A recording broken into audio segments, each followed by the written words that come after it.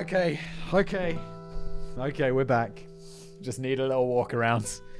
You know, a mom leaves a bottle on a table at a food court and you figure she's okay with people taking a little off the top. Today's video is brought to you by Squarespace. More on them in a bit. Welcome back to another episode of Brain Blaze. I am your host / leader, Simon. Danny writes it. It's a Florida Woman special today. Love the Florida Woman and Florida Man episodes. Usually Florida Man, because men are more crazy. Men get up to crazier than women, or get in trouble for it more. I don't know. What's wrong with men? But I'm glad to see the women are getting involved in the antics as well. Also, afterwards, Sam edits it. He adds in some memes. You're going to love it. They love me. Me friggin' ape man, me not give crap. We've recently been hit by a bit of blustery weather in Cornwall. Fascinating, Danny. Thank you for sharing. The kinds of weather that rips roofs from buildings, sends trees toppling to the ground, and tosses cows and old-age pensioners into the air. And in my experience, one of the most annoying things about trying to get out and about in such fierce conditions, as I often return home absolutely covered head to toe in cocaine. I wouldn't call that a problem, Danny. I'd call that, frankly, a benefit. Uh-oh.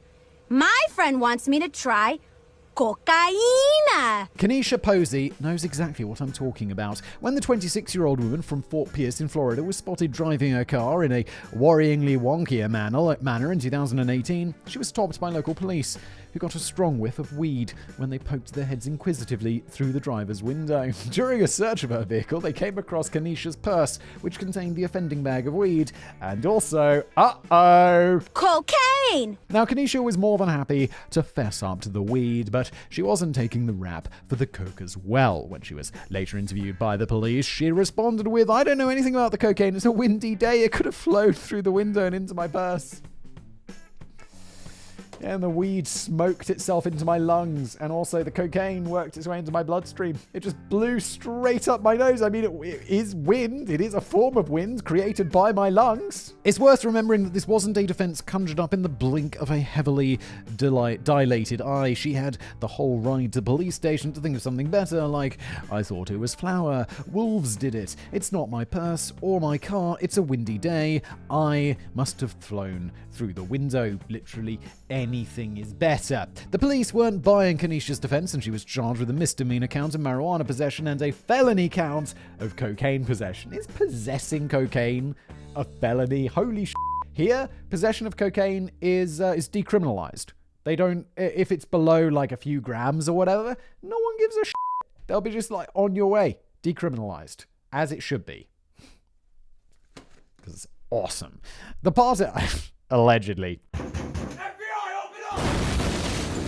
That partly explains why she confessed to the weed, but not the coke, as the latter carries a heftier penalty. Bearing in mind that the whole car reeked of sin spinach anyway, she might have felt she was playing a shrewd hand by confessing to the stinkily obvious and denying all knowledge of the less fragrant nose candy. That is kind of smart, though. Or Kanisha might have had time to calculate the wind speed and the weight of the drugs and figured out that claiming the wind had blown the heavier bag of weed into her purse was just so utterly implausible that the police would never have believed her in a million years. I don't have anything to snort it with. I'm the map. We did it! Florida woman quits job so she can breastfeed her 36-year-old boyfriend full-time. Holy shit. What? I don't suppose any of you have any real obligation to inform your employees of the exact reasons why you're leaving a job. I'm sure they're bound to ask to satisfy their curiosity and their paperwork, and you can give them a clue if you're feeling charitable. I've been offered a better opportunity elsewhere. I don't think that I'm really fulfilling my true potential by sprinkling cheese onto your shitty sandwiches. Trevor, just the sheer sight of you every day makes me feel physically and violently ill, and I'm increasingly losing the restraint to attack you with a Tesco value chainsaw. But 40-year-old Jennifer Mulford from Atlanta was more than happy to explain to her employer why she needed to take indefinite time out from her job as a bartender. She was far too busy breastfeeding her 36-year-old boyfriend, Brad Leeson, all around the clock. Brad. What the f*** are you up to? You f***ing weirdo. In my experience, guys are way more attracted to the back of you than to the front. So don't kink shame, Simon. People are allowed to have their kinks, and I'm like, yeah, but look, that's objectively weird, my dude. That's objectively weird. What are you up to? So it turns out that adult breastfeeding relationships, or ABRs, oh my god, they have an acronym? What the f*** do we live in? They're very much a thing, and they even have their own thriving online community. Ah! I am not the only one who thinks this is weird. It's not me. I want a poll. Is adult breastfeeding weird? Yes! Joke's on you, I'm into that shit! Jennifer was single when she first took her tentative baby steps into the world of ABRs, and I don't like using the acronym. I feel uncomfortable using it. I feel like it legitimizes this somehow. I felt that she wanted to be involved in a magical emotional bond that only breastfeeding can truly achieve. Yes, of course it can, with a child that is yours. Or even a child that's not yours. That's still, I don't know, that feels a bit weird, but people adopt babies all the time. It's fine. After failing to find a connection on ABR forums or through adverts on Craigslist. Oh my god. Because of course it was adverts on Craigslist. She just happened to bump into an old childhood sweetheart, Brad, whom she used to date at school, and was like, Brad, suckle on my titties. Brad was like, yes, ma'am. And it turns out that bodybuilder Brad was into the whole adult breastfeeding idea too. Maybe it's a lot more common than I think then. It's actually quite hard work to pull off, though, as Jennifer hadn't given birth for over 20 years. She essentially had to trick her body into producing milk by regularly stimulating her breasts with a pump or by hand to help produce a dry feed. She also takes the herbal pill Lactiful, eats plenty of oatmeal and flax seeds, and drinks copious amounts of mother's milk tea to help increase and maintain a fresh supply for Brad, who expects a feed every 2 hours. Even through the night.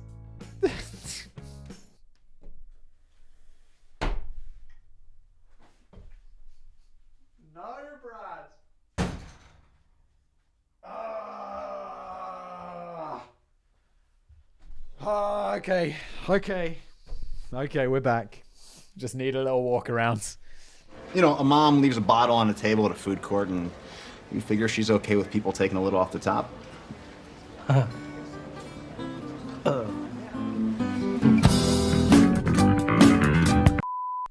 Now, I should stress that we're not being judgmental here. Don't know about you, Danny. Speak for yourself, mate. I mean, the relationship does sound a bit odd in a lot of different ways. Apparently, Brad goes to the gym purely because he wants other women to feel jealous of what Jennifer has. Okay. It's kind of a motivation, but okay. Brad needs counseling. I'm not entirely convinced that too many women would be too jealous of the sleeping routine, though. But what goes on between two consenting adults behind closed doors is entirely their own private nourishment. I do suspect they probably don't do this in the local cafe. It's possible that Brad is receiving healthy benefits from his diet, and if nothing else, it's one way of avoiding the rising price of moo juice from the supermarkets. I just can't help but thinking that quitting your job to do this might be considered a little extreme. Let's hope Brad earns enough money to splash out on rent and bills. I'd hate to think that he was milking the benefit system as well as his girlfriend. This is something else. And now I'm feeling bad for judging these people, but it is a bit weird. I'm gonna get cancelled, aren't I, because I don't approve of ABFs or whatever the was.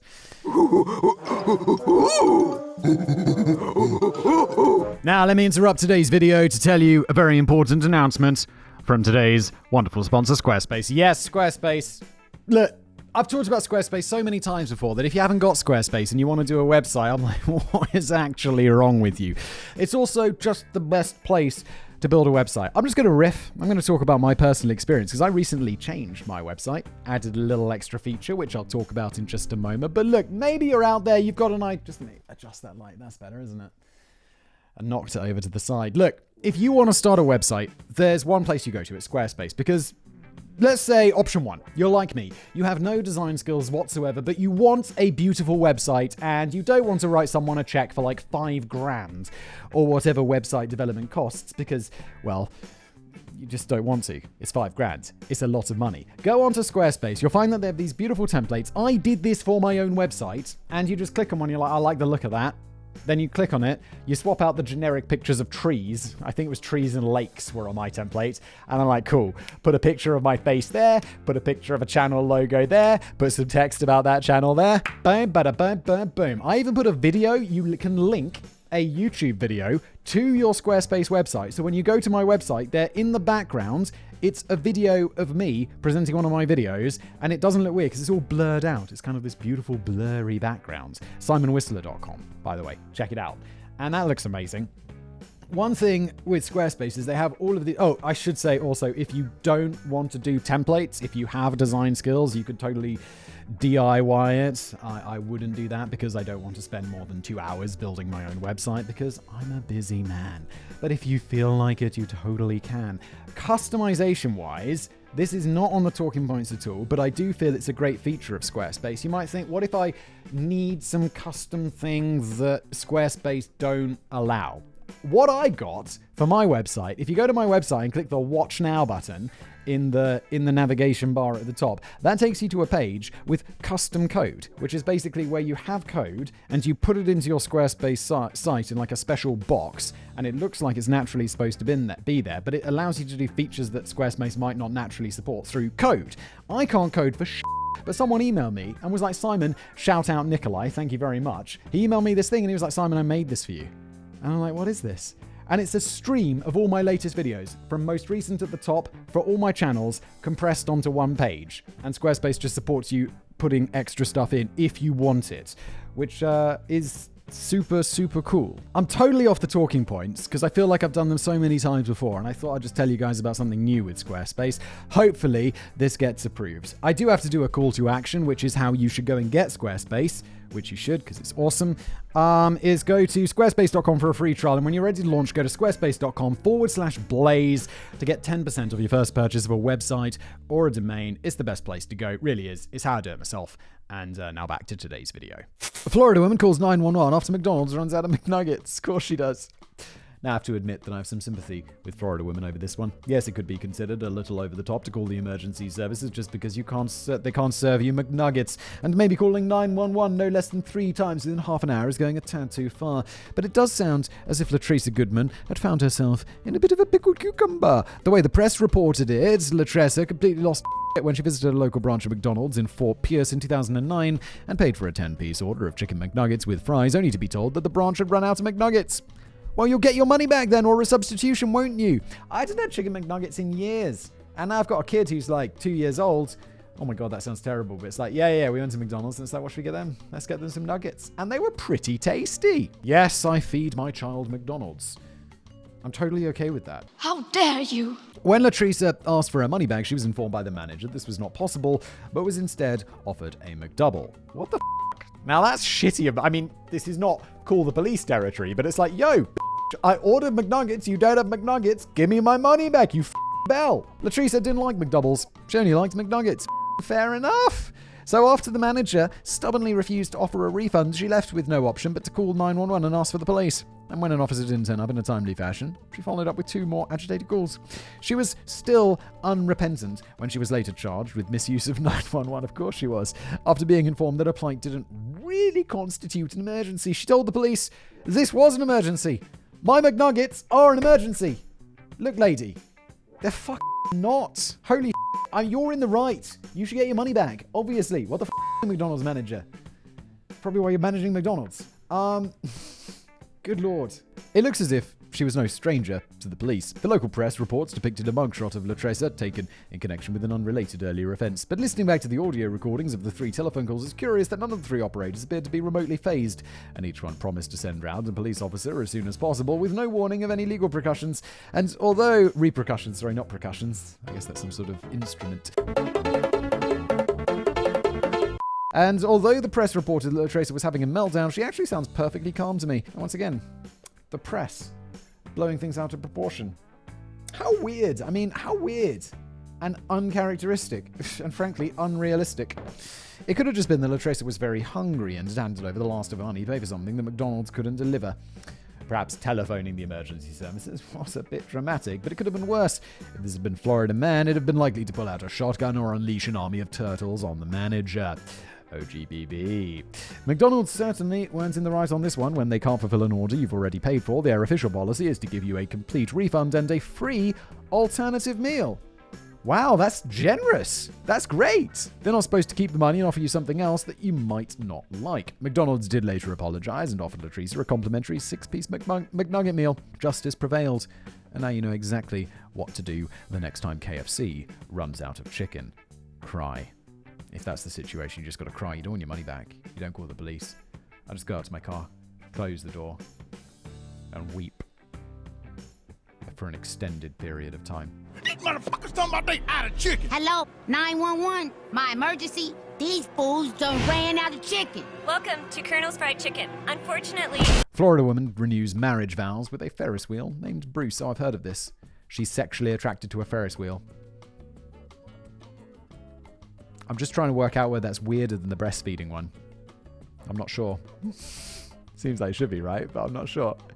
Bringing your new boyfriend and prospective husband back home to meet the folks can often be a nerve-jangling experience, but it's likely to be particularly challenging if your new boyfriend is actually a 40-foot tall Ferris wheel who goes by the name of Bruce.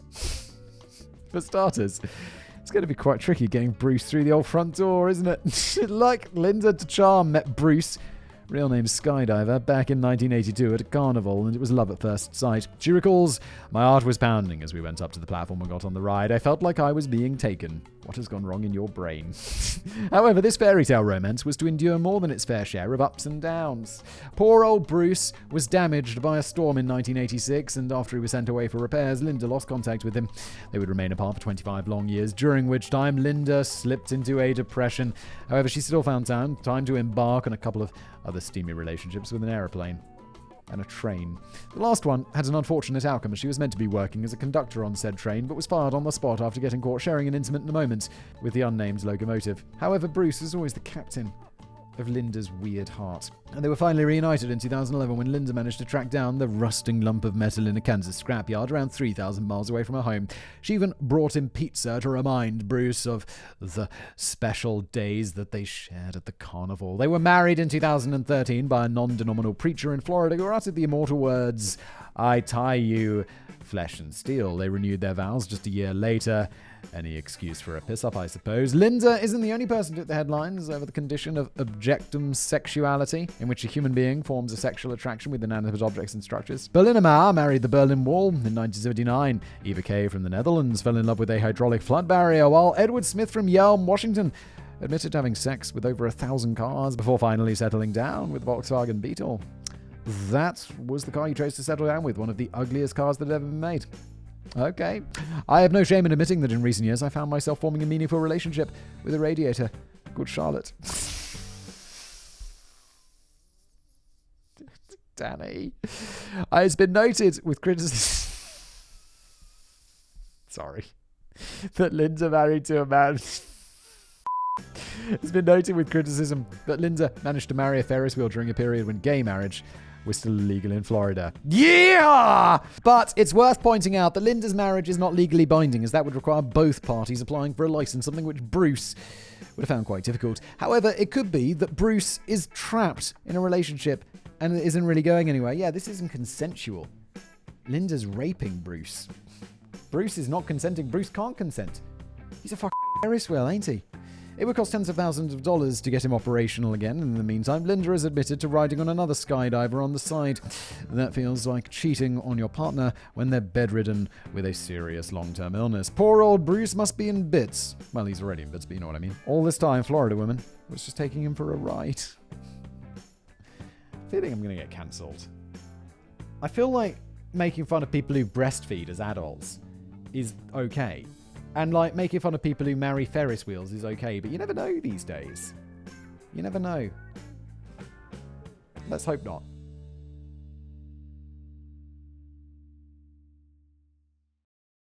Uh-oh. My friend wants me to try cocaína.